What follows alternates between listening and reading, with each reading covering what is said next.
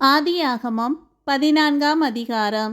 சினேயாரின் ராஜாவாகிய அம்ராப்பேலும் ஏலாசாரின் ராஜாவாகிய அரியோகும் ஏலாமின் ராஜாவாகிய கெதர்லாகோமேரும் ஜாதிகளின் ராஜாவாகிய திதியாலும் இருந்த நாட்களில் அவர்கள் சோதோமின் ராஜாவாகிய பேராவோடும் கொமோராவின் ராஜாவாகிய பிர்சாவோடும் அத்மாவின் ராஜாவாகிய சினேயாவோடும் செபோயீமின் ராஜாவாகிய செமேபரோடும் சோவார் என்னும் பேலாவின் ராஜாவோடும் யுத்தம் பண்ணினார்கள். இவர்கள் எல்லாரும் உப்புக்கடலாகிய சித்தீம் பள்ளத்தாக்கிலே கூடினார்கள். இவர்கள் 12 வருஷம் கெதர்லாகோமேரை சேவித்து 13ஆம் வருஷத்திலே கலகம் பண்ணினார்கள். 14ஆம் வருஷத்திலே கெதர்லாகோமேரும் அவனோடே கூடியிருந்த ராஜாக்களும் வந்து அஸ்தரோத் கர்னாயிமிலே இருந்த ரெப்பாயிமியரையும் காமிலே இருந்த சூசிமியரையும் சாவே கிரியத்தாயிமிலே இருந்த ஏமியரையும் சேயீர் மலைகளில் இருந்த ஓரியரையும் வனாந்திரத்துக்கு அருகான எல்பாரான் மட்டும் முறியடித்து திரும்பி காதேஸ் என்னும் என்மிஸ்பாத்துக்கு வந்து அமலேக்கியருடைய நாடு அனைத்தையும் அத்சாத்சோன் தாமாரிலே குடியிருந்த எமோரியரையும் கூட சங்கரித்தார்கள். அப்பொழுது சோதோமின் ராஜாவும் கொமோராவின் ராஜாவும் அத்மாவின் ராஜாவும் செபோயீமின் ராஜாவும் சோவார் என்னும் பேலாவின் ராஜாவும் புறப்பட்டு சித்தீம் பள்ளத்தாக்கிலே ஏலாமின் ராஜாவாகிய கெதர்லாகோமேரோடும் ஜாதிகளின் ராஜாவாகிய திதியாலோடும் சினேயாரின் ராஜாவாகிய அம்ராப்பேலோடும் ஏலாசாரின் ராஜாவாகிய அரியாகோடும் யுத்தம் பண்ண புறப்பட்டு அந்த 5 ராஜாக்களோடும் இந்த 4 ராஜாக்களும் யுத்தம் பண்ணினார்கள். அந்த சித்தீம் பள்ளத்தாக்கு எங்கும் நிலக்கீழ் உண்டாகும் கேணிகள் இருந்தது. சோதோம் கொமோராவின் ராஜாக்கள் முறிந்தோடி அங்கே விழுந்தார்கள்.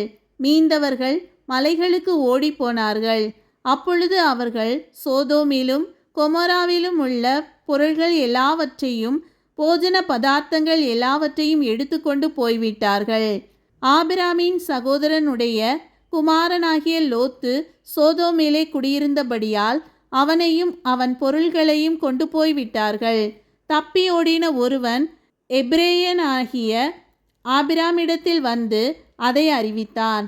ஆபிராம் தன்னோடே உடன்படிக்கை செய்திருந்த மனிதராகிய எஸ்கோலுக்கும் ஆனேருக்கும் சகோதரனாகிய மம்ரே என்னும் எமோரியனுடைய சமபூமியிலே அப்பொழுது குடியிருந்தான்.